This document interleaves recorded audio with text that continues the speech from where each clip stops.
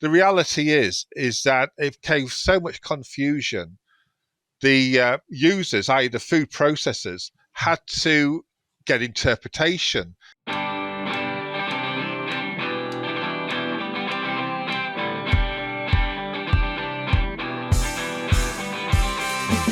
Hello, everyone. Welcome to this new episode of the Fit Science podcast show. My name is Wilmer Pacheco. I am an associate professor in Auburn University. And today I have the pleasure to talk with Dr. Keith Warriner. How are you, Keith? Oh, thanks, Wilmer. Yes, it's good to be back. I remember the last podcast we had, so hopefully we can add to that. Yeah, and I had the opportunity to listen to that podcast, and it was a lot of really good information. But for the people that see you in this podcast the first time, could you share a little bit about yourself? Oh, for sure. Like I said, I don't know how far you want me to go back, but I'll go back to the beginning. So essentially, I was originally from the UK, as you can tell by the accent. And when I was at what they call it high school here, they don't call it comprehensive over in the UK, I wanted to be a chef, and I actually went to chef training school, and I completed the 2 years there, went to work in industry, and then I found out that, the catering industry is pretty tough and hard. Good experience, but pretty tough, especially in terms of hours and managing. And the thing about it, I always enjoyed the theory of food rather than the actual physical cooking. Even that was noted. Anyway, to the point is that after a few years in industry, I decided to go back into education. I got a degree from the University of Nottingham, and that's Robin Hood country. Then I went to do a PhD in microbial physiology at Aberystwyth University in Wales. Then I went to University of Manchester to actually work on diagnostics, clinical diagnostics, biosensors. And after I think it was 5 years there, I went back to the University of Nottingham to become a research fellow. And I was a food microbiologist again after leaving it so long. And I came over to Guelph, which is in Canada, near Toronto, back in 2002. And since then, we've kind of had a research front on food safety, looking at innovations, risk assessment, emerging pathogens. And in addition to the research, as all academics need to do, most of them do, is we do teaching. And so we've been very heavy into the teaching and training, outreach with industry, to troubleshoot or give opinions. And so, yes, it's a very broad background, and I think going back to my youth, you think, well, why didn't you just choose food science at the start? Well, we get there in the end, don't we? Which is the main thing. Evonik Animal Nutrition is committed to ensure food security and safety while reducing the ecological footprint of animal farming. Its products and services use evidence-based solutions that seek to promote animal welfare and reduce reliance on natural resources. All this is underpinned by long-standing industry partnerships and deep customer understanding. Evonik's focus on efficiency, sustainable, healthy nutrition, and collaborations with livestock farming partners creates value for customers and consumers. Well, I understand you. You just make me remember. You just remind me about like a person that I met in a plane the other day.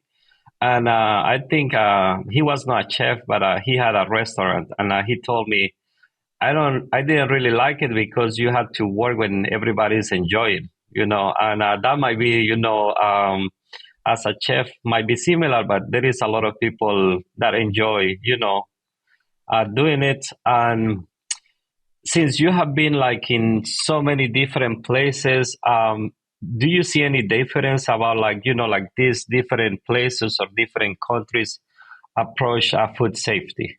Yeah, certainly, we go across the world as academics, which is one of the benefits. And you see different behaviors in some way, but very similar behaviors in others.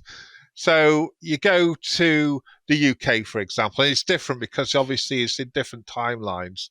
They're kind of saying, well, you don't really need HACCP. We've done this all the years. We've got small businesses. We don't need too much. So they're a tough nut to crack. Then you go to China, very innovative.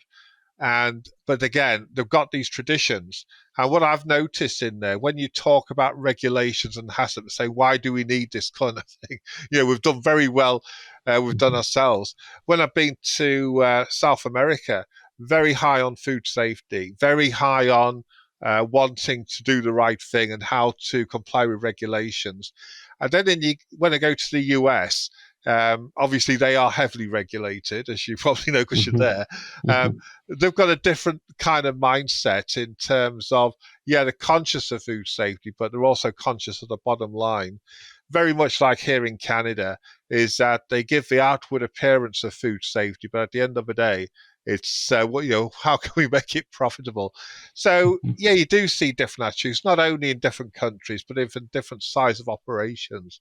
And I think what really surprises me, though, especially in North America, we put a lot of emphasis on training, and it's amazing how much training is done, but also amazing how very little training is put into practice.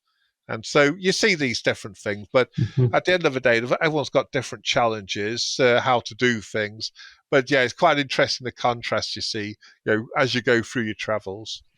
Yeah, that's really interesting, because I do imagine that, like in some places, or even, particular companies, some of them give a lot of,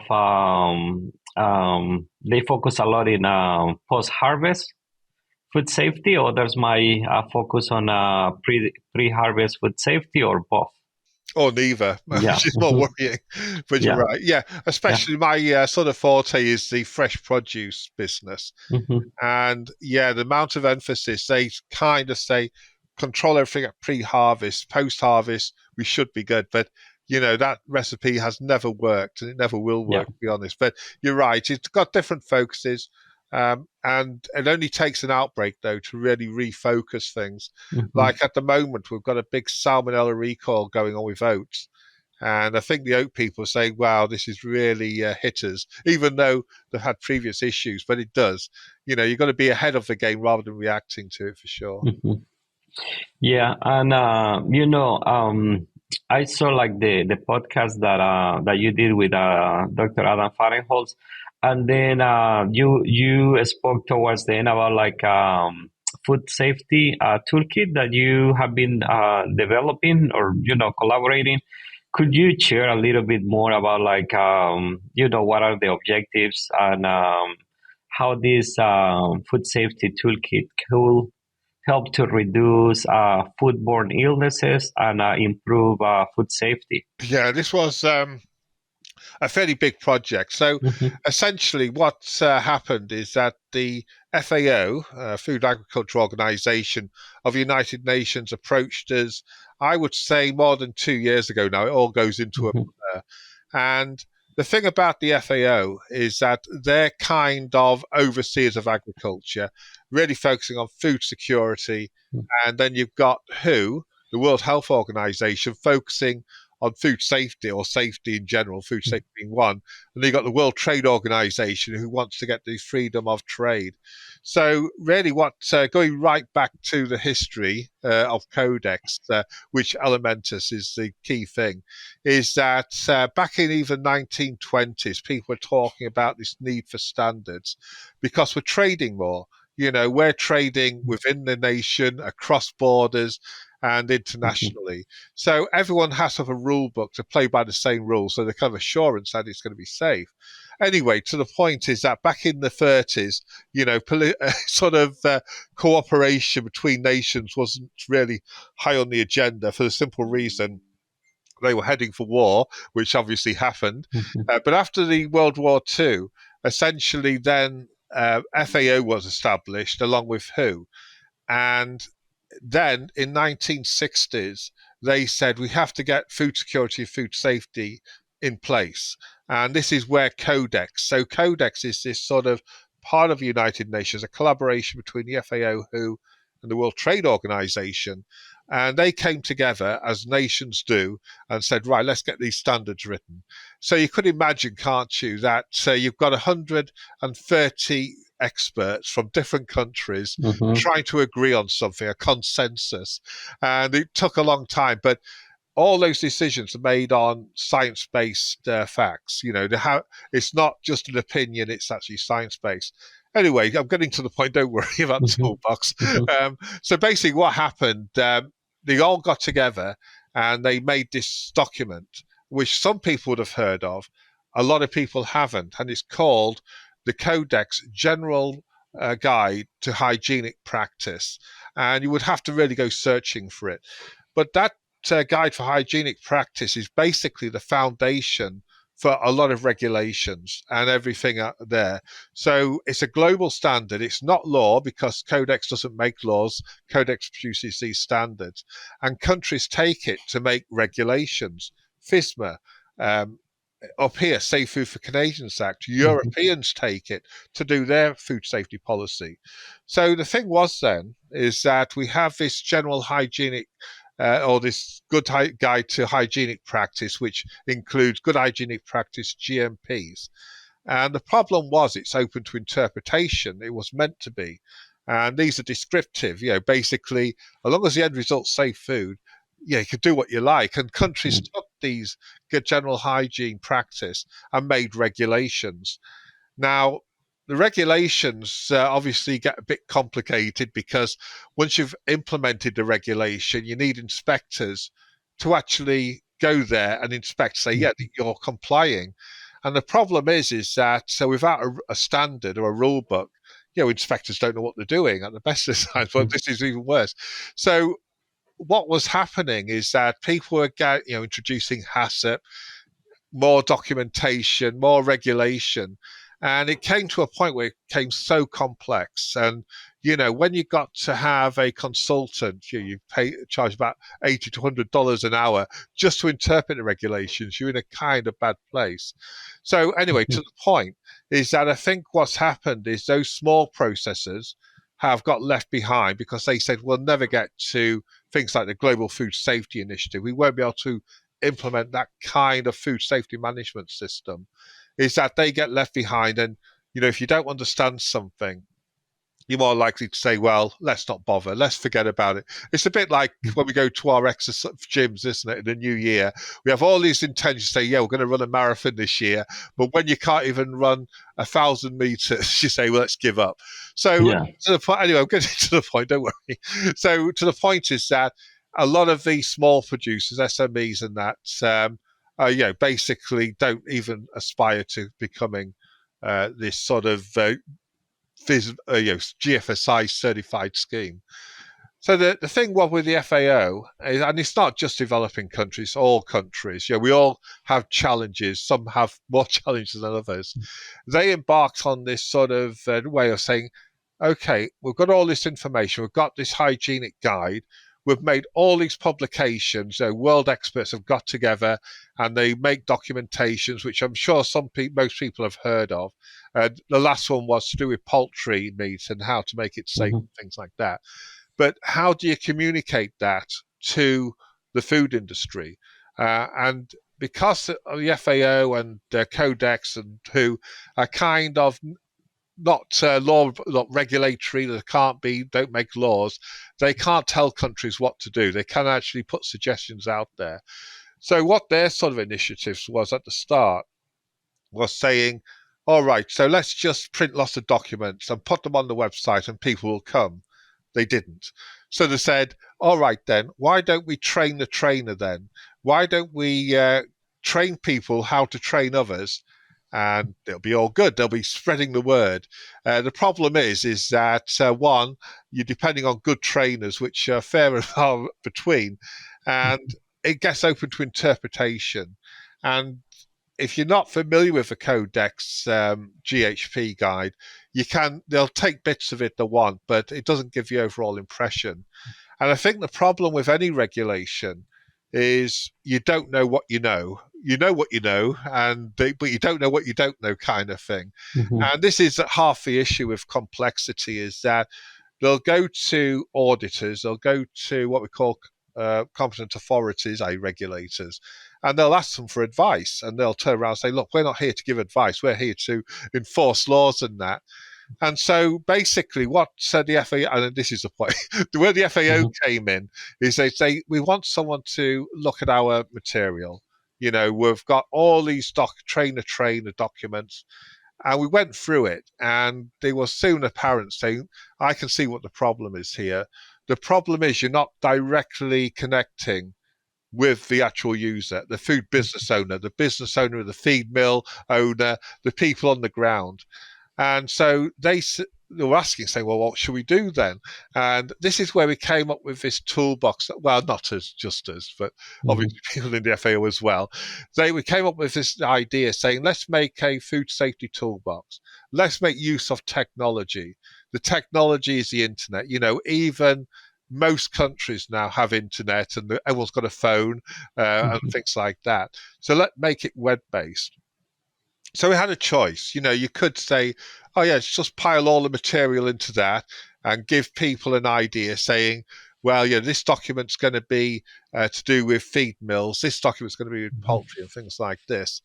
But the problem is that if you overload people with information, a bit like the gym example, they'll just give up. They'll read a sentence. Like if you actually go and read the hygienic practice manual, you'll see it. Some text is very long, but it's the hidden words within the text. And you think, oh, well, I missed that sentence. But that sentence took about 138 experts from 600 countries.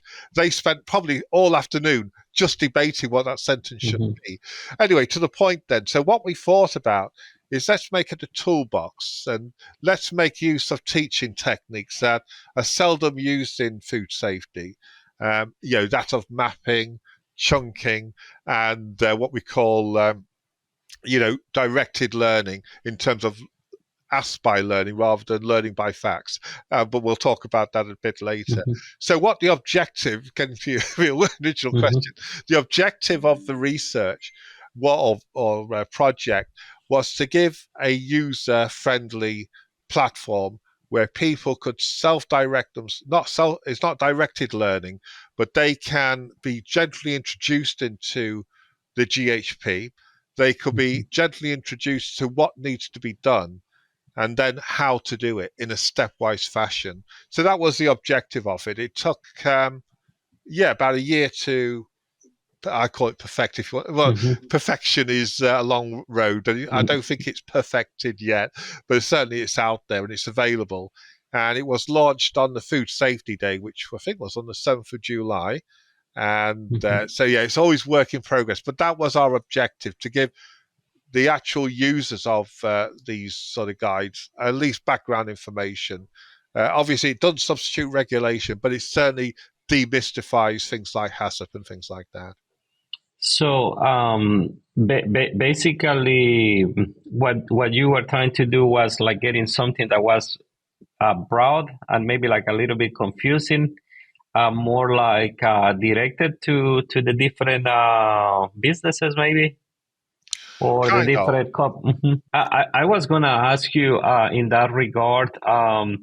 Do you have like any, or can inspectors do these trainings too? Because sometimes, I think inspectors should also get trained, and we tried to do that here in Auburn a few years ago. We developed I collaborated with another professor to develop something that we call the virtual feed milling, where you can go and see a pellet mill, and then if you click, you can see how the pellet mill is working inside, or how the hammer mill, how the mixer.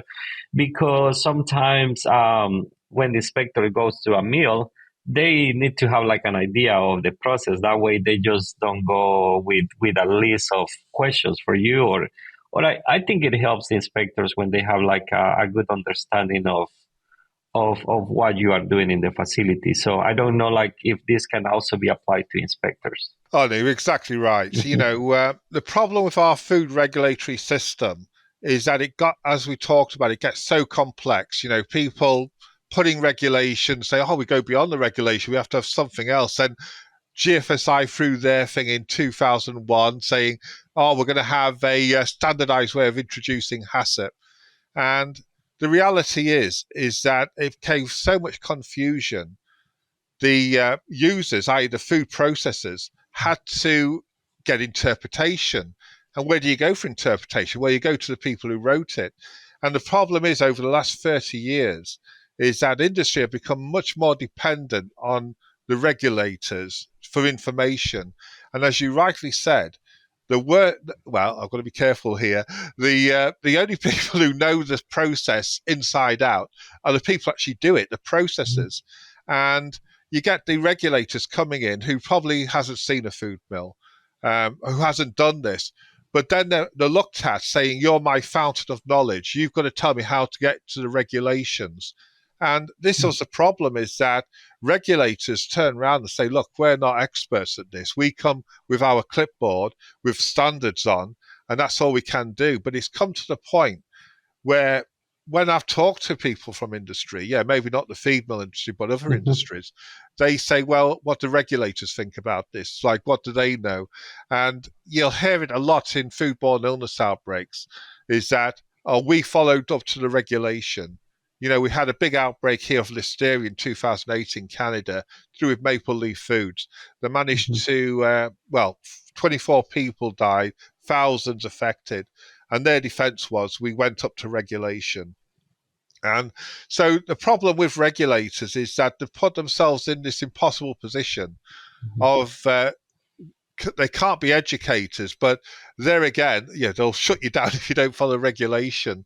So I don't think this, to get to your question again, the food safety toolbox on purpose is not a course. You don't get a fancy certificate. Because the reality is, this is my belief rather than anything else, I think we went the wrong way with training and certificates, because it's a bit like when we do our degree. We do our degree and our conscience is saying, beat the GPA, beat first class honours, and you'll do anything to get that GPA. Maybe some undermining stuff, I don't know. But the point is once you've got your certificate, be it a degree, even a PhD, that's it, isn't it? Let's sit back. And I think a lot of the issues that have been with the food industry is a focus a lot on training. But the trouble is, they'll get a certificate saying, look, I'm a PCQI, I'm a preventive control qualified individual. But then you go to reality, say, what's reality here? I don't know how to apply that knowledge. And so for sure, it's not what the toolbox is, and people can go and look at it themselves. It's like a reference. It's literally a bit like we talked about in saying people don't know what they don't know. But by going to the actual source document, this is going to literally the originals, you can say, this is what I need to do. This is what I need to know. Because as I mentioned, most regulations, be it in Europe, South America, North America, are based on this. The food code is based on these general hygienic practice. And what people have done in before is try to put prescriptive guidelines in to do with it. So prescriptive guidelines, just for those who don't know, is saying this is how you do things. And that's half the issue, is that, you could give people specific examples saying in a feed mill, you do quality checks on the material coming in. Well, I'm pretty sure you get a lot of different raw materials for different criteria. So what this toolbox does is give you the confidence, if you like, and the background knowledge to put it into context, your context, rather than me giving an example. There's very few examples given here. And so to answer your question about inspectors can come in and actually look at it and get a background information. Obviously, you can't substitute that for experience. I always say the best inspectors are the ones who's been actually in the business. And, people say, well, you're really promoting from within. You're putting the fox in charge of the chicken house, but it doesn't work like that. I think the best inspectors are the ones that have been in the industry, have learned from it. And it's interesting, when they were introducing HACCP in 1996, they actually took inspectors and told them to work for a year in industry before they actually did anything. And that really gives benefits. So what the toolbox will do for inspectors is give them a firm idea what's required. Because, as I said, it's like Chinese whispers. The FSMA regulations, state of the art, modernized, but they've lost the basics. They've actually got so far away that they don't know what the basics are. So if you're doing the basics, you're doing all right. So anything on top of that is good. And it can be used by trainers because, as you know, when we're developing courses, we say, well, how broad should we do it? What should we include in it? So you can literally go to this toolbox, which is like codex, not certified, but codex is a lot of experts have put a lot of effort into it. And you can say, oh, yes, this is what I need to teach the students and things like this. And obviously food business owners use it to say, well, how do I comply with regulations? What's the basics I need to do? And they know what the boundaries are, which is good.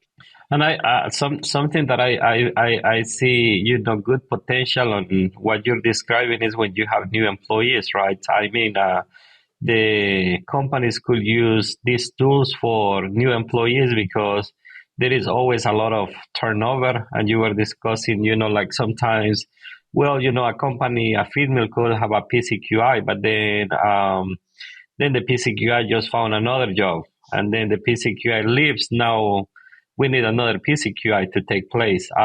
So due to like the turnover that occurs these days, seems like this will be a good tool to train new employees. It seems like. Yeah, yes and no to that question. So, as we talked about, I think these training courses, there could be a week long, there could be a month long, there could be one day every week, I don't know.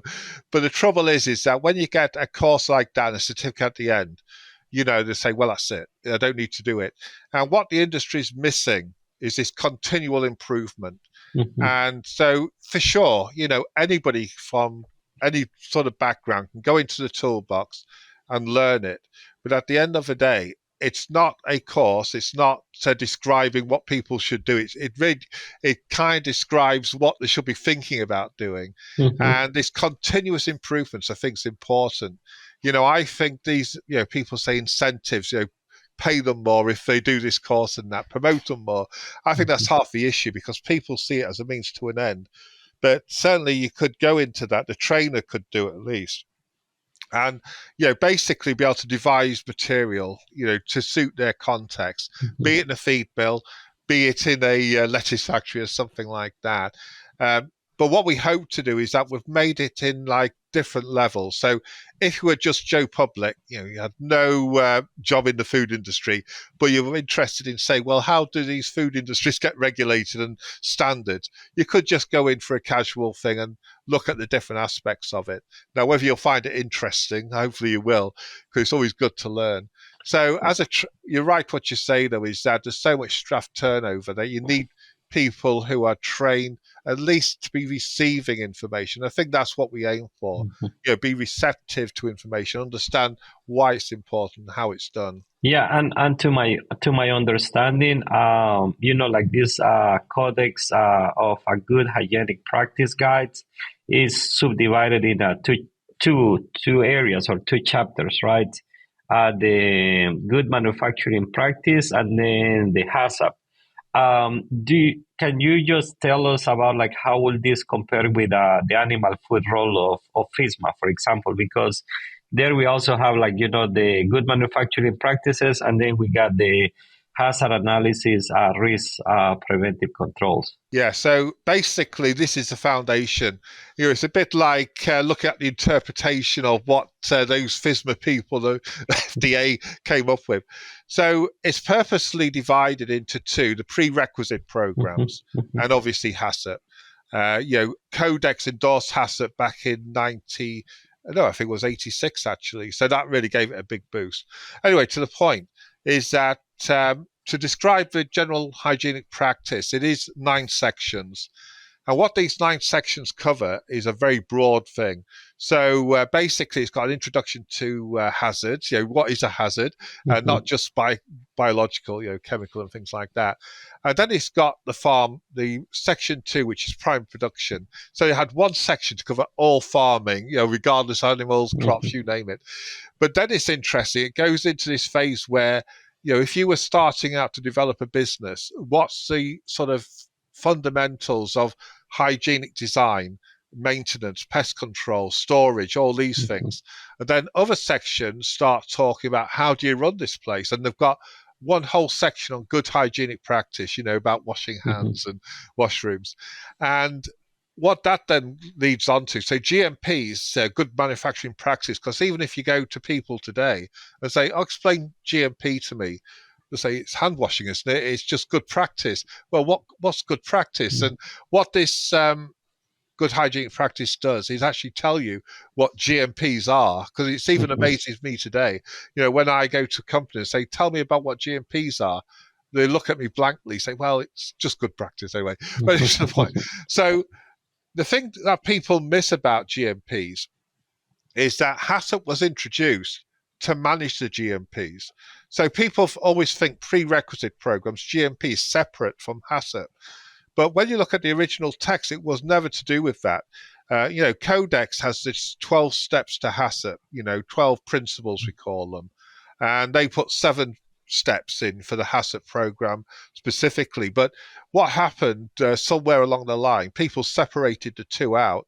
And so when you say, how does it relate? Well, I think Harp C is a good example where they've tried to say, go back to this sort of retro way of implementing food safety, which basically is, you put your GMPs there. If you've got critical control points, you can put those on. Sometimes you don't need them. Then you come into a HACCP principle-based system, because not all processes have critical control points. Fresh produce, for example. People say, "Oh, we've got a HACCP plan." Yeah, where's your critical control point? They can't answer you. But anyway, to the point. So basically, that's what it's to do with. And because people treat them separately, they find it very hard to do risk analysis. I remember back about, I would say 15 years ago, they brought in this sort of generic HACCP plan, to try and give people an idea about how to do a hazard analysis and things like that. But what people were doing is not putting their system in. They were trying to copy, saying, "Oh yeah, this is the form I need to write. This will be the hazard." They don't think about it at all. And so the generic HACCP plans just went away. I think you can find them archived. But what the toolboxes especially is relate it, saying, well, this GMP, be it, as you say, extruding, thermal processing of feed, this corresponds to this HACCP step here. And so you can monitor it. And this is a documentation you need. This is what you've got to think about. It's not complicated. It was done 30 odd years ago when we did half a thing. But the trouble is the GFSI, certification scheme, SQF and 22,000, they try to make it complicated unduly. And you look at them and say, well, it's not that complicated, really. And I think that's the trouble. People think it is, but it's not. And that's where we get this interaction between the two. Now, obviously, with Codex, they did I call it the bare minimum, the basics, because you don't want to make a 1,000-page document like the Food Safety Code of FDA, because no one's going to read it. So they made it very compact. So there are sort of regulatory requirements on top of that, which, Harp C and places like that bring. But certainly this gives you that foundation and justification, saying, look, it's not difficult. You can do it by yourself. And even if you get to the point where you get a limit saying, yes, I need outside consultation, what has in the toolbox was, say, learn by asking, which basically means that you get much more context if you develop questions rather than just be given a fact. So previous food safety training has always been fact-based, saying you will heat up to 85 degrees C and you will have a moisture content of this. But what the good thing about learn by asking is, and I do this in my courses actually, well, I did in the pandemic, where you don't, obviously with traditional exams, you test knowledge, multiple choice question, short answer.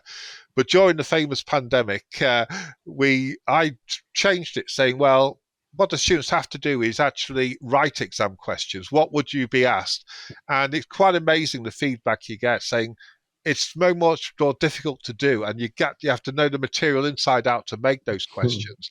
And so to your point is that this enables you to ask those pertinent questions to, be it competent authority, be it a sort of auditor or consultant. And so it interacts with that. So FSMA, I think, well, I've got to be careful here as well. With FSMA, the US went on their own. All the rest of Canada kind of came along to a certain degree. But when they started going down the Harp C route, basically mixing everything up, not prerequisite now, and it's not HACCP. I think we said, well, I don't think we should go down that route too much. And the problem is that the Europeans are doing their own thing as well. They're doing HACCP based, so it can relate to FSMA. But at the end of the day, and I think the US are coming to this realization is that, we all have to work on the same global standard. We can demand things from people exporting to the US for sure to meet a standard, but don't make it so confusing that they don't even know what that standard is. And this is where the codex comes in and tries to make this sort of not equal playing field, because obviously the big countries and the big companies will always have more resources, but at least it gives them a chance to say, I can get up to this point and I can help national, local, and it might be able to get into the export business as well. So that's why the toolbox helps that and how it interrelates to FSMA. And that's another thing that I was going to ask you, particularly with what you mentioned in, towards the end, is that, like sometimes there are going to be companies that they have a business in a country and then they have a set of regulations, right, for that country. And then they if they want to export to another country, then they also need to know, like, what are the rules and the regulations that of the country where they are importing to. So very, very, very important. But with FSMA, I'm one of the lead instructors at the beginning. It was very complicated, I can tell you. The language is a bit complicated, but we did some trainings here in Auburn for PCQI, and then I know like NC State does some trainings, probably Kansas State, and the American Feed Industry Association. They also do, I think, at least 1 or 2 trainings in Nashville. And the nice thing about those trainings is like they can get the regulation and then just give you examples and just translate all the information in the regulation to the daily activities in the feed mill. So it helps out, to understand and follow the regulations. But if you just sit down and read, it can be complicated. It can be complicated. Oh no, and that's the problem. Yeah. What we got to a situation of is that we're trying to second guess each other. So obviously with FSMA, as you rightly said, when it first introduced, I don't think the regulators even understood it, to be honest. And I'm not bashing on the US. In Canada, we had the Safe Food for Canadians Act. And you ask an inspector about it, they say, well, we think it's this, we think it's that. And this is the problem.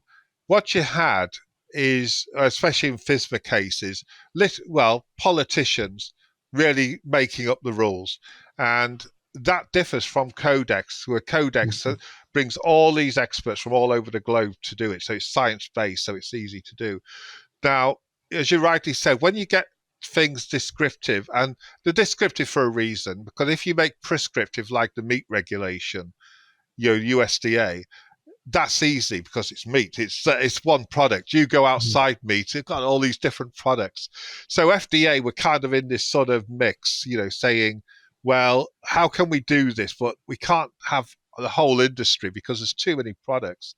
And I think the other disadvantage with FSMA is that it was actually based on, obviously, the 9/11 attacks, because they were really concerned about bioterrorism. So that was a kind of headache as well to try and incorporate into regulation. But you get to the point where, as you rightly said, you as an academic have to interpret a regulation.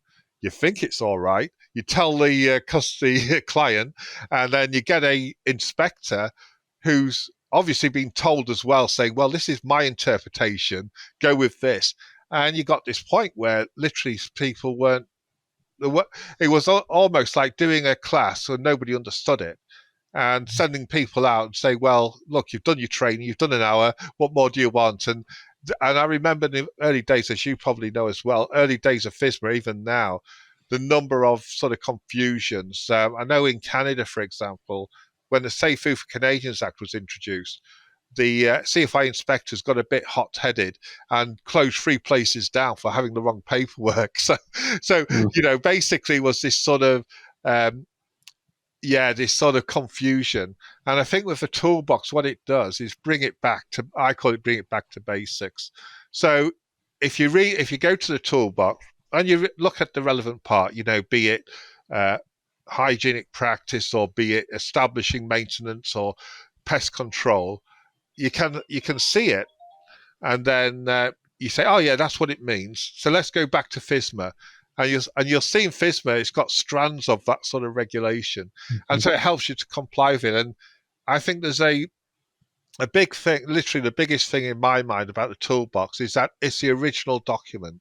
It's not like Chinese whispers where you say, well, I got this from this document and maybe I got another bit from that part. I got a bit from the food code. Everything at the end of the day distills down into this sort of good hygienic practice and the standards that were made by Codex with those on top. So that's why I think it benefits, is that, let's get rid of all the confusion, all the kind, and, people would suggest maybe that having this complexity aids things, because if it's complex, it must be good. But, I can tell you from my experience, and this is an experience over in Europe and experience here in Canada and in the US with the Oaks, I won't say the company name, obviously. It got so complex. You're saying, are you actually enforcing this? Are you actually doing what you say you're doing? And if you were, well, you wouldn't be having a big recall of Oaks at the moment. So that's what it tries to do. But interpretation is the key. And the thing is that as academics like we are, is that, you're kind of educated guesses because you've got some experience in that, but you don't want to get into guesses. You want to say, this is what the material is and this is what it's all about. It's time for our famous 3. Eastman serves veterinarians and nutritionists in agrochemical and animal health industries by helping them select, evaluate, and implement innovative nutritional programs. Eastman works with your team to customize your gut health approach in feed and water. Eastman's approach addresses nutritional and bacterial challenges and finds new ingredient preservation and hygiene solutions. Explore ways to accelerate and innovate your programs.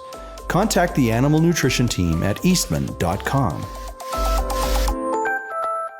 Yeah, well, I think this has been like a really, really interesting conversation. And towards the end of the podcast, I'm not gonna ask the 3 questions. I know we got a lot of students that listen to this podcast, and I always like to pick the brain of the guests and maybe some advice that you can provide for graduate students and how they can get prepared to have a successful career once they leave the university. Well, I was prepared for those 3 magic questions, about what's your pastime, what's the book, and what's this.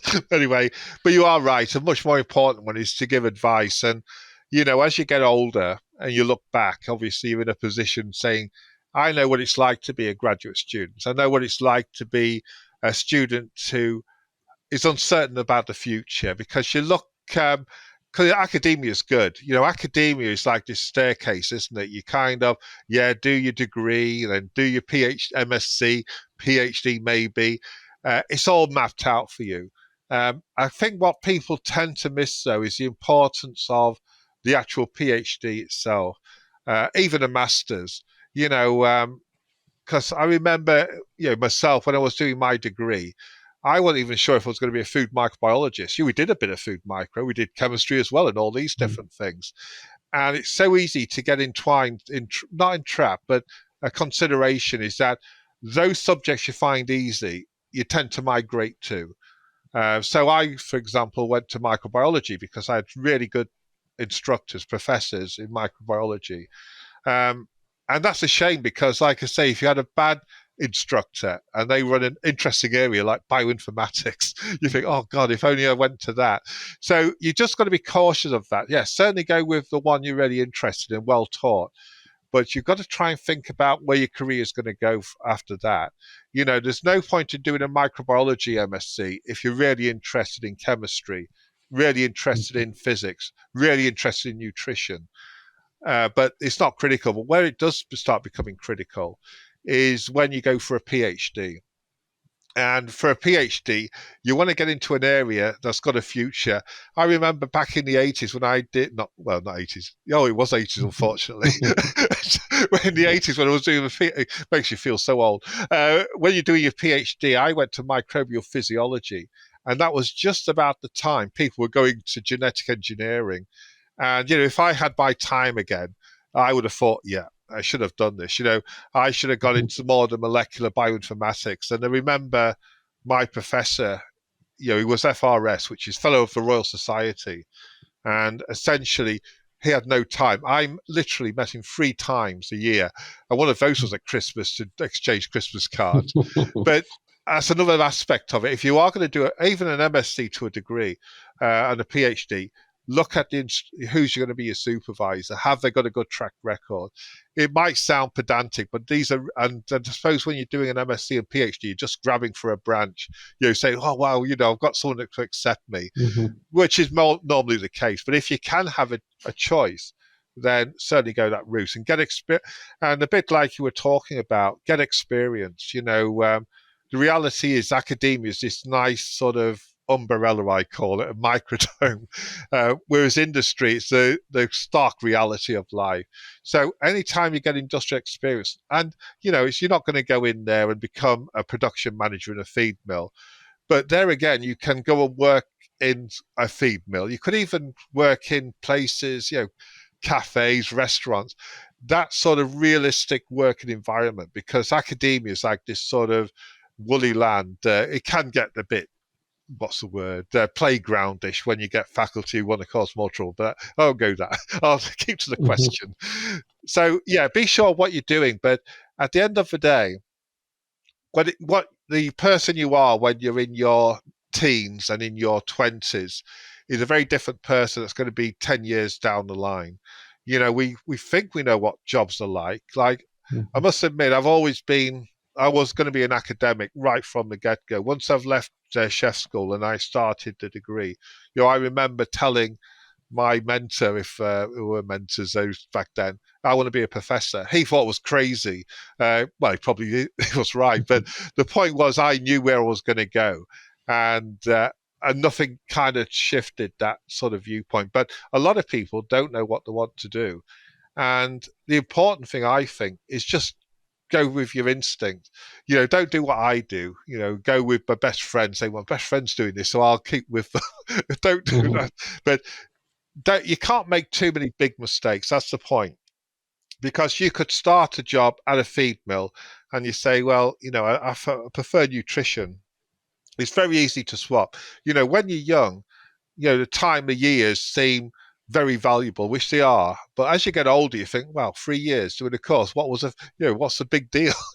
And it comes with age. So don't be worried about choosing something. And always say to yourself, when I make this decision, I did it with all the facts at the time. I could look back and say, oh, I shouldn't have gone there. Why did I go to Manchester to work in a hospital? All these kind of things. But I always say the enriched shits, life is a kind of meandering road, and you shouldn't be worried about jumping and making mistakes. And, you go to a place and it might not suit you. You might be fired within a week. At least you tried it. So I think, to get to your question again, I'm meandering, is, try to have an idea, a bit of a consciousness when you're choosing a path. And, you don't know what you're going to be good at later on.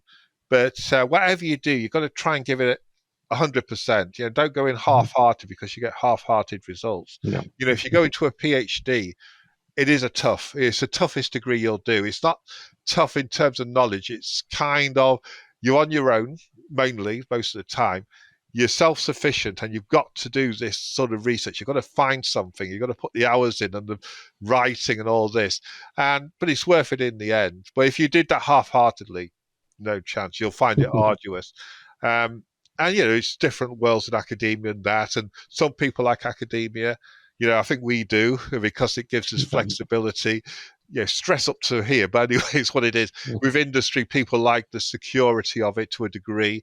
But whatever you choose, just be conscious of where you're jumping, but don't worry about making mistakes. And that's the key thing. I think young people these days, they've got so much information barging them and advice, and it's your instincts at the end of the day will tell you, say, yeah, this is the way to go. And I think if you trust your instincts, don't worry about making mistakes. I think you'll go far. Well, thank you very much, Dr. Keith. This was a really good discussion, and I'm sure that the audience is gonna enjoy this episode. Thank you so much, and hopefully, I can in the future meet you personally. Oh yes, well, hopefully I'll get Yeah. down to Alabama, so we should be Yeah. good from the snow at least. No, thanks for having me. Thank you. Have a nice day. And you.